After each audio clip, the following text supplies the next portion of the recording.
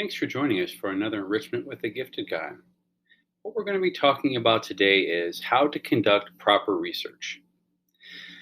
The internet is a really big place, so that's the good news. The bad news is the internet is a really big place. So when you go onto the internet, there are lots of avenues and dead ends and wrong ways and things that you are not looking for when you're going to make a search on the internet. So the question becomes, how do you make a good search on the internet? What does that look like? How would you formulate that search? So the first thing you gotta figure out is what is your subject area. So for example, let's say that you want to research dogs. Well, if you put in the word dogs in the search engine, this is what you get. So let's go to a search engine such as Google, which is one of the more popular ones. And if I am researching dogs, I can simply put in dogs. And then this is what I get. I get 3.48 billion results. Not 3.48 million or 348,000, but 348 billion results.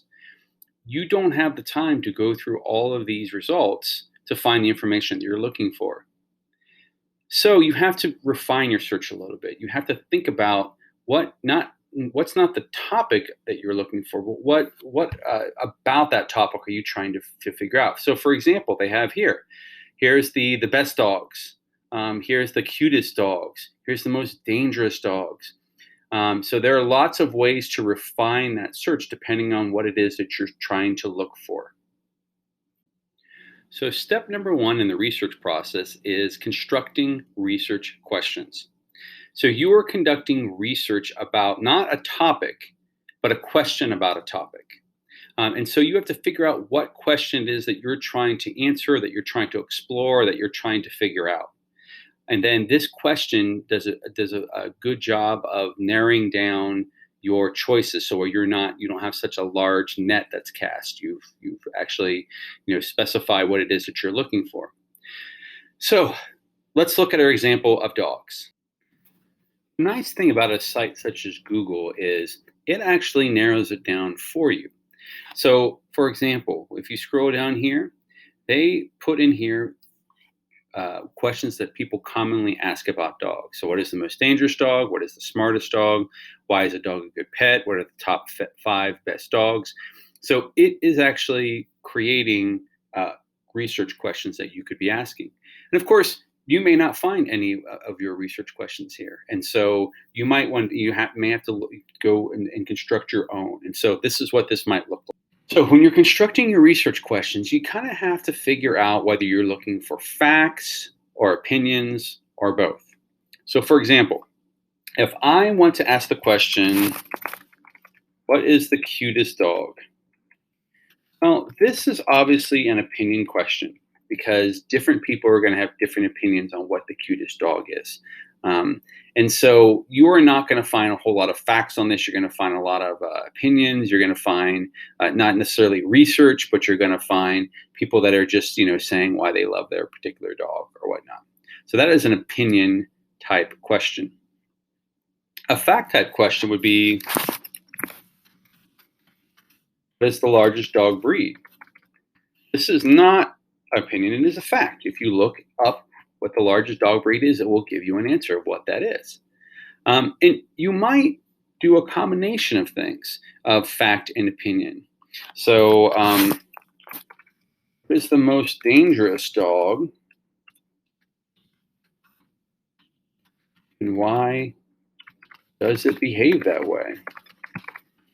So, the most dangerous dog uses statistics. So, this dog has attacked this many people, and so it can use statistics. But as for why it behaves the way it does, that's speculation. That is opinion. It can be based on science, but it also is going to not necessarily be a cold, hard fact. In my opinion, the kinds of questions you should ask should be bigger picture questions, like really interesting questions that you've wanted to know. So, for example, let's say you're trying to convince your parents to get you a dog. You've always wanted a dog and you're trying to convince them to get you a dog. Well, what's the question that you would want to ask? So what are the health benefits of owning a dog. With a question like this, you can make an argument. So you could say to your parents, I think we should have a dog because these are the effects that owning a dog has on people. And then you would give some of those benefits that you researched on what makes a dog, what makes people healthier if they have dogs. And so you need to do the same thing. You need to construct these research questions in your head. You have to narrow it down from your big topic into something very specific. And you want to make sure that you pick something that can be researched. So if you put in, what is the dog breed of Lassie? You are going to get an answer really quick. And your research is over, and it's not much of a research project. You just found an answer. So keep in mind, this is a research project. And so you're trying to ask bigger questions that are going to dig a little deeper than those surface level questions.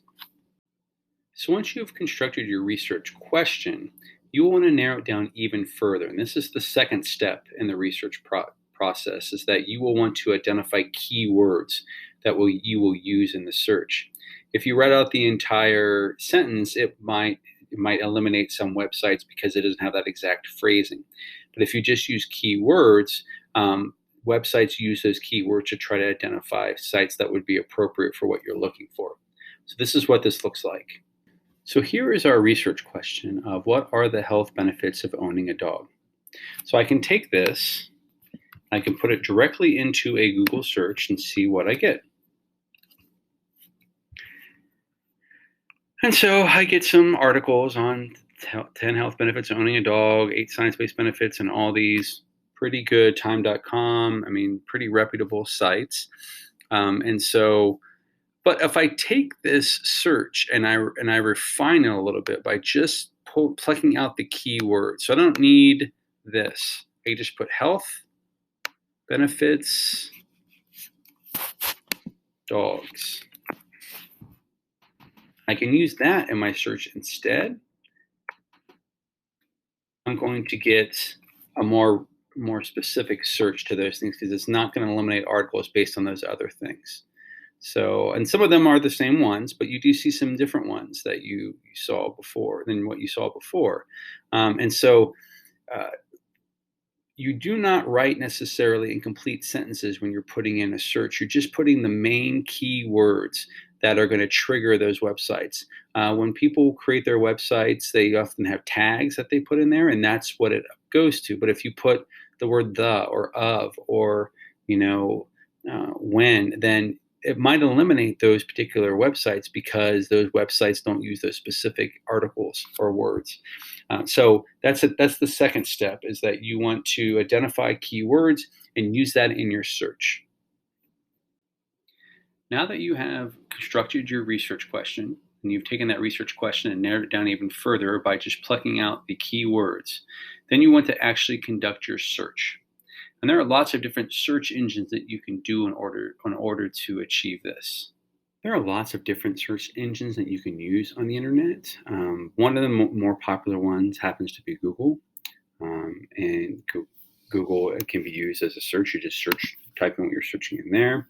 Another one that can be used is Yahoo. Yahoo also, you can put something in the search bar and it will give you hits. So let's put in benefits dog. And what I might get is a different look. So if you look here, here's the 17 beautiful benefits of owning a dog, breed advisor. So you get these articles. If we go to Google and put the exact same one in, we put in benefits owning dogs. We have a different first site, the 10 science-based benefits of having a dog. And so they kind of go in a different order. So using different search engines might give you a different look. If you can't find what you're looking for on Google, you might go to Yahoo or vice versa. And there are other ones as well. So there's Bing, which is one that's used. And Bing is one I like to use specifically for photos. It's really good for getting photos. But if I put in here, benefits owning dogs, I'm going to get, I've got my 17 beautiful benefits of owning a dog, the same one that I got through my Google search. So, but like I said, Bing is a good one, especially for photographs. So if you go to images, they have all sorts of images in here. So if we benefits owning dogs, and we're going to get visuals here. So you can click on benefits of owning a pet, and so on and so forth. So I usually use Bing when I'm looking for images. There are other ones out there as well, but these are the more common ones. One thing I want to point out, which I see as a common mistake, is when you go to cite your source of where you got your information, I'll have students say that they found it on Google or they found it on Yahoo. That's not where you found the information. You found sites on this that allowed you. So, for example, going back to when we're talking about the benefits owning dogs, I go into this first site and find some information. I didn't find this information on Google. I found it on this site. Google is merely the doorway to get you to these sites. So when you go into a library and you pull a book off the shelf and you look at it and get information from it, you don't cite the doorway to the library, you cite the book. And this is similar to this. You would come to this, and if you find something, you would cite this website. So you should never cite just Google or Yahoo. And when you do cite, what you want to do is you want to get the entire address so you can copy and paste it and simply just put it in a Word document or a Google document. So I can throw it over here in a Google document. And then this keeps me running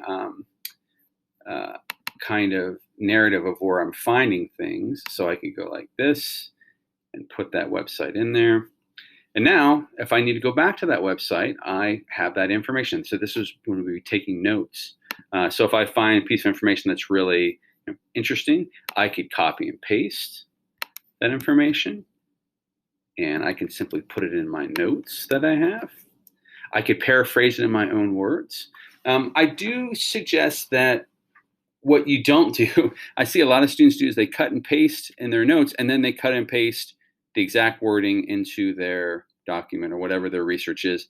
That's plagiarism. So make sure that you cite the source, but you put it into your own words. But this would give you, you could take this and summarize this in your own words.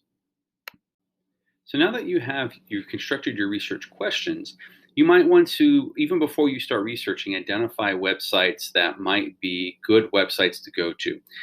Because here's the tricky thing about the internet is there's a lot of misinformation on the internet, or a lot of opinions that are not based on fact, or a lot of opinions that are just crazy. And so you need to try to find legitimate websites, and knowing and having the confidence that if you go to this website and find information, it's probably going to be accurate.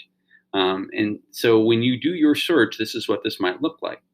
This is why you identify reputable websites. So if you're doing your search and you come across the American Kennel Club, which is obviously a reputable site, it's got a reputation for being a good or national organization, they actually have their own search engine. So you don't have to use Google or Yahoo to search for what you're searching for. You can use that. So I can put in here, benefits owning dog. And it's going to give me hits from its site on these. So I could come to these and click on these, and I could get information that I could use to conduct my research. So the many ways kids benefit from having a dog. Fifth and final step that you want to do is, in order to make your search even more appropriate, you can add tags to the end of your search that do this. So for example, if you were looking up a topic that, and what you're finding is that it's taking to a lot of college sites that you don't understand, or research papers that have nothing, that are a little bit over your head, you want to make it more friendly for your age level. So you could simply add the tag for kids. And what it will do is it will then pull up sites that were designed for kids. And there are other tags that you can use as well. take this for example. So on Google, if I put in benefits of owning dogs, and I get these, I get AKA, I get these mental floss, I get which is really a good resource, but maybe not appropriate for middle school kids or elementary kids. So depending upon who you are doing the research, you could just put in here for kids, and what you'll get is dog is good, psychology today. So what you're getting is you're getting more kid-friendly posts, or you could say for students as a tag, and that will give you possibly different ones that you have. You could say you could do so. Say you're in high school, you could be as specific as high school students, and see what. So you're in edutopia, you get a completely different look based upon this, and it's making it more kid friendly, or more friendly to your target audience, and in your level of understanding. So make sure that if you're running across a lot of sites that are kind of not giving you really good information, you can refine that search even more by adding tags to make it more appropriate for you. The 5 steps to conducting research then is to construct a research question, 2, identify keywords from this research question, 3, identify what search engine that you're going to use, number 4, identify reputable sites that you can use because they have searches on them as well, and then 5th is to add tags to try to refine your search even more. If you do these 5 steps, you will find yourself much easier time doing your research. You will have to spend less time, fumbling about trying to find good information. And I know that requires doing some work ahead of time, but in the long run, that really pays off because it's saving you time.